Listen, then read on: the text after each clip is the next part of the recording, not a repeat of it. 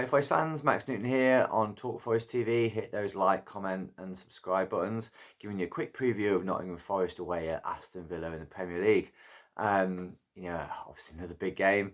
Going into the game on the back of magnificent defensive performance in the 1-0 home win against Manchester United. But let's not forget that followed up an excellent, I thought, front-footed attacking performance away at Brighton, where we dominated possession in the first half and dominated the game. Um, you know, Before that, excellent performances against Manchester City, against Ipswich.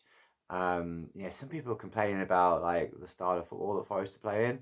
Why don't they play attacking football like Spurs or Chelsea or Arsenal? Well, we've actually scored about the same amount of goals as all those people, and we're not losing like flipping idiots like Spurs do, and whinging and awful like Arsenal do. I don't really know what people expect. And we've still got one of the cheapest squads in the Premier League, and we're embarrassing the top six week after week. And it won't last. We can't. Where the goal's going to come from when Chris Wood stops scoring? How far it's going to manage without injuries to key players? They can't sustain it until Christmas. They can't sustain it until April. They can't sustain it until the end of the season. They're outperforming their XG. Well, that makes XG is absolute nonsense, isn't it? Do you know what I mean? And the we don't need to create millions of chances to score goals because one, we've got better players than you have, and we'll finish our chances. And two, we'll score the first goal, and then we're not chasing the game trying to create a billion chances to score another goal because we close the game out and we sit back, and then pick them off as and when we see fit. So all these like stats, XG monkeys, just want to go and like hang out in some trees because they know about as much as a cheese and beetroot sandwich about how to play football in the real world.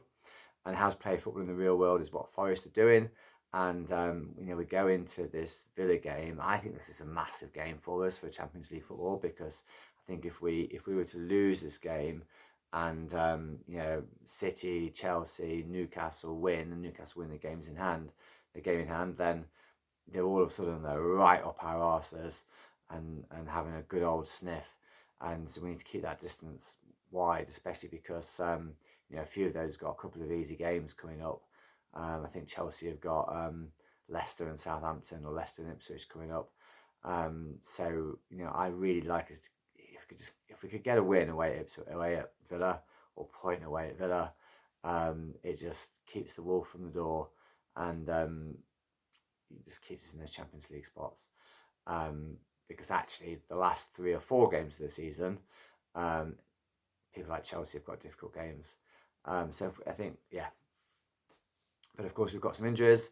Chris Wood's a doubt. I think Chris Wood probably won't be risked on Saturday, and Tyro will start up front. I think Tyro had an excellent game against Manchester United. He didn't score, he didn't get any shots on target, but he absolutely bullied their central defenders. And in fact, he got stronger and stronger throughout the game.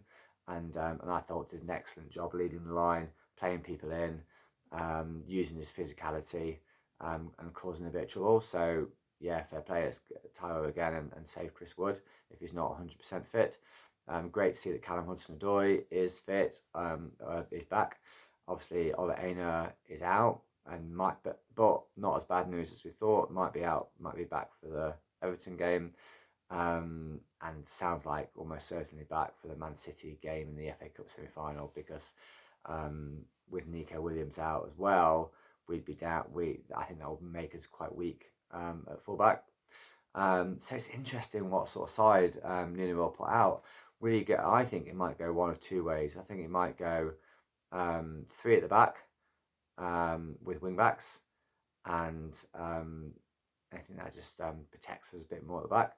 Or I think he might go that the side and the setup without Elanga and Hudson-Odoi, at least for the first 50 minutes or so, but with a packed midfield of Yates, Dominguez, Elliot Anderson, Morgan Gibbs-White, Sangare even, I think it could be one of them. Could be one of them where he just tries to box up the midfield and prevent Villa from getting any chances, and then bring on the pace of Elanga and the pace and skill of Callum Hudson-Odoi in the second half.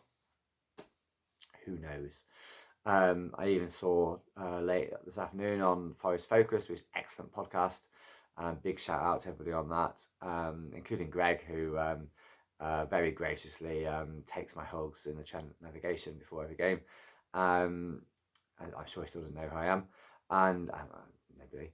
And he Murato has played 20 odd games, 25 games at left back last season before he came to us, so could do a job there. But I think we'll go three at the back, and we'll play Nico Williams on the right as a right wing back, and Harry Toffolo on the left as a left wing back.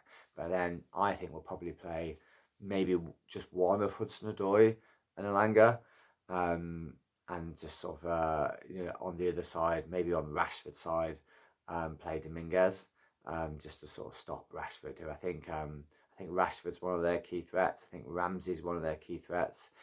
John McGinn has been a key man for them for a long time, and that might be one for Ryan Yates to do a job on, like he did a brilliant job on Fernandez on Tuesday night.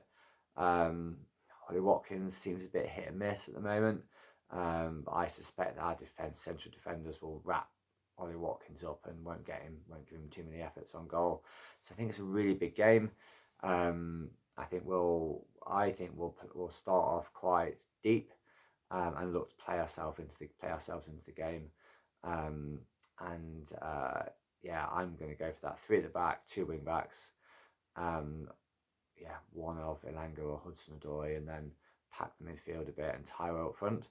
I'm going to go for a sneaky 1-0 Forest win with a goal from Callum Hudson-Odoi late on, and Forest holding out for a win, which will really, really see as well for Champions League prospects.